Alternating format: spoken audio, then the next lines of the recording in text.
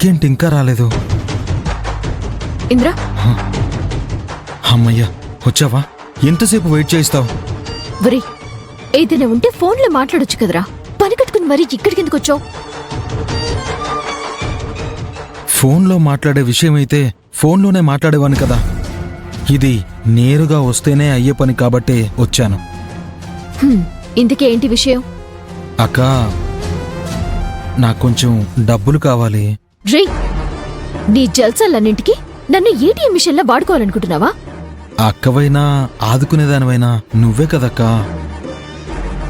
ఇలాంటి మస్కా కొట్టే డైలాగులు చెప్పి నాకు బిస్కెట్లు వేద్దామనుకుంటున్నావా? నువ్వంతా బ్రెయిన్లెస్ కాదని నాకు తెలుసక్క. తెలిసి నాకు భజన చేస్తున్నావా? అక్క, అభిని పెళ్లి చేసుకున్నాక నా జాతకం మారిపోతుంది, నా దశ తిరుగుతుంది. అప్పుడు ఖచ్చితంగా నీ అప్పు తీర్చేస్తాను.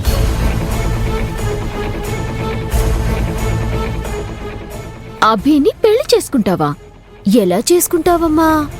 నీతో తాళి కట్టించుకోటానికి పరలోకానికి వెళ్లిపోయిన అభి పెళ్లి పిట్టల దగ్గరికి నడుచుకుంటూ వస్తుందా నీకోసం?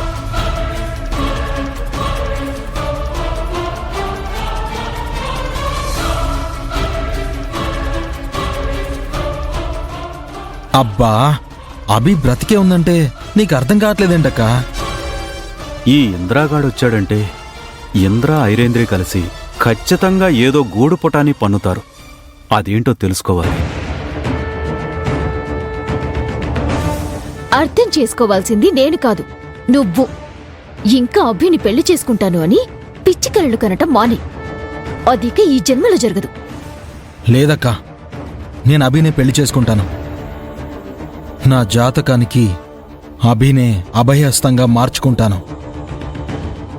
ఇంద్ర ఇంకా అభిని పెళ్లి చేసుకునే ప్రయత్నం మానలేదన్నమాట. వీడికి కూడా బుద్ధి చెప్పే టైం దగ్గర పడింది. తిరిగి రాని అభి కోసం ఆలోచించటం, తన మీద ఆశపడ్డం అర్థం లేని పనిరా. నువ్వు ఏనైనా చెప్పక్క, నేను అభినే పెళ్లి చేసుకుంటాను. అభినే పెళ్లి చేసుకుని తీరుతాను.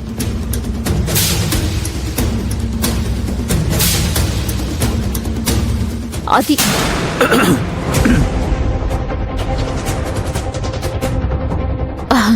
ఇంద్రా, నువ్వు కంగారు పడకురా. నీకు పెళ్లి చేయాలంటే వచ్చే అమ్మాయి మనందరికీ నచ్చాలి. ఆస్తిపాస్తుల్లో మనకి సరితూగాలి. అలాంటి అమ్మాయి దక్కాలంటే కాస్త టైం పడుతుంది కదా. కాస్త వెయిట్ చేయి.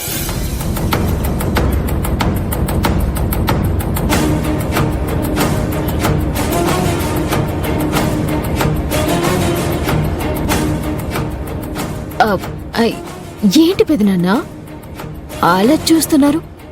మీరేం మాట్లాడుకున్నారో నేను మొత్తం విన్నాన్రా.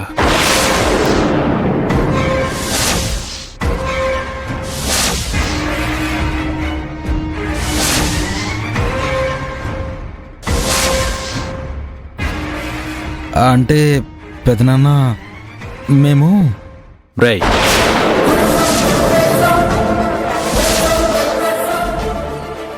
నీ బుర్రేంటో, ఆ బుర్రలో ఉన్న బుద్ధేంటో అంతా నాకు అర్థమైంది.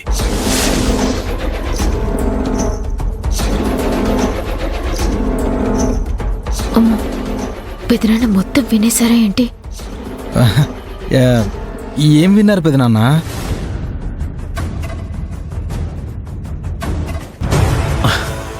అదేరా, నీ పెళ్లి గురించే కదా మాట్లాడుకుంటున్నారు.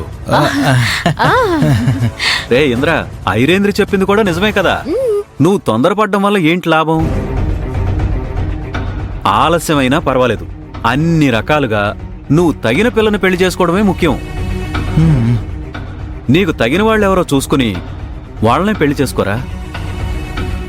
అంతేగాని నీ స్థాయికి మించిన వాళ్ళని చేసుకోవాలని నువ్వు ఆశపడకు. అర్థమైందా?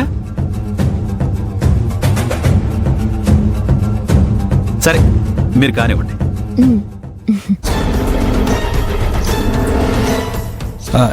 ఇంతకీ పెదనాన్న మొత్తం వినేశారంటావా? ఏమోరా, నాకు కూడా అదే అర్థం కావడం లేదు. ఒకవేళ వినేసుంటే ఆయన మాట తీరు అలా ఉండేది కాదు. సర్లే, నువ్వు వెళ్ళేక నుంచి. అక్క మరి డబ్బులు రే సరే పద వెళ్దాం.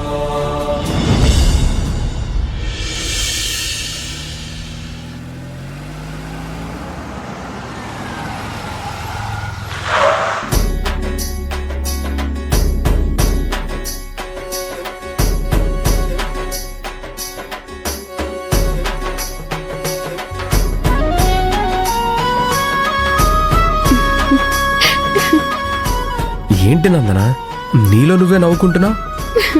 పంతులు గారు మనల్ని అపార్థం చేసుకొని అన్న మాటలు నాకు గుర్తొచ్చాయి. వాళ్ళు ముందు వెనక ఏమీ ఆలోచించకుండా ఏదో చెప్పేశారు. నువ్వేం అనుకోకు. అనుకోవడానికి ఏముంది లేండి, అంతా గ్రహాల ప్రభావం. నువ్వు గ్రహాలు శకలాలు ఇవన్నీ కూడా నమ్ముతావా? ఏ ఎందుకు నమ్మకూడదు? అంటే నువ్వు కొంచెం మోడర్న్ అమ్మాయి కదా, టూ మచ్ మెచ్యూర్డ్గా ఆలోచిస్తావేమో అనుకున్నాను. మెచ్యూర్డ్ గా ఆలోచించడం అంటే నమ్మకాల్ని వదిలేయడం కాదు కదా.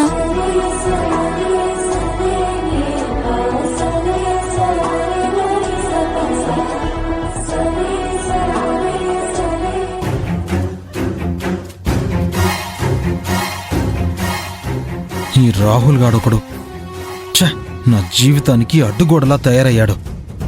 నేను అభిని పెళ్లి చేసుకుందాం అనుకుంటే రాహుల్ అభిని పెళ్లి చేసుకున్నాడు.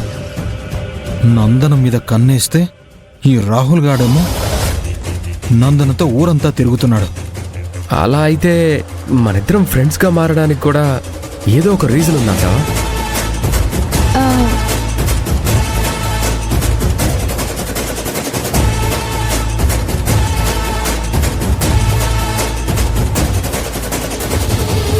ఆ, నందన, నిన్నే అడిగేది, మనం ఫ్రెండ్స్గా మారడానికి కూడా రీజన్ ఉందంటావా? అవును, ఖచ్చితంగా ఉంది. ఏంటా రీజన్? ఆ రీజన్ ఏంటో నేనిప్పుడు చెప్పలేను, కానీ ఖచ్చితంగా ఏదో ఒక బలమైన రీజనే ఉంటుంది. మన జీవితాల్ని ఖచ్చితంగా మలుపు తిప్పుతుంది. ఇంట్రెస్టింగ్. వర్షం వచ్చేలా ఉంది కదా? అవును రాహుల్ గారు.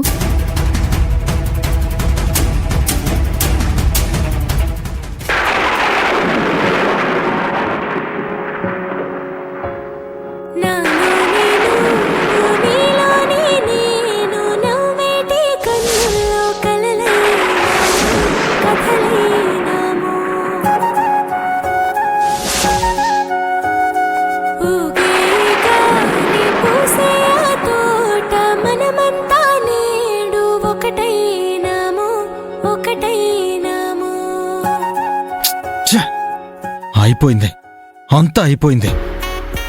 వీళ్ళిద్దరూ హత్తుకోవడానికి, ఆ ఉరుము హఠాత్తుగా రావడానికి అంతా నా టైం బ్యాడ్.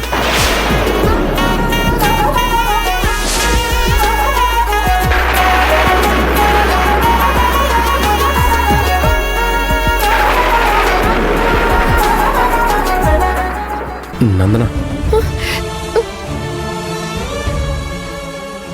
ఈ మాత్రం దానికి ఎవరైనా భయపడతారా? నాకు వర్షం అంటే చాలా ఇష్టం, కానీ ఉరుములంటేనే చాలా భయం. నాకు వర్షం అంటే ఇష్టమే, కానీ ఉరుములంటే భయం. రాహుల్ బాబు, ఏమైంది? హఠాత్తుగా ఆలోచనలోకి వెళ్ళిపోయారు. అభి కూడా అచ్చం ఇలాగే అంటుంది. వర్షం అంటే ఇష్టం అని, ఊరు అంటే భయం అని.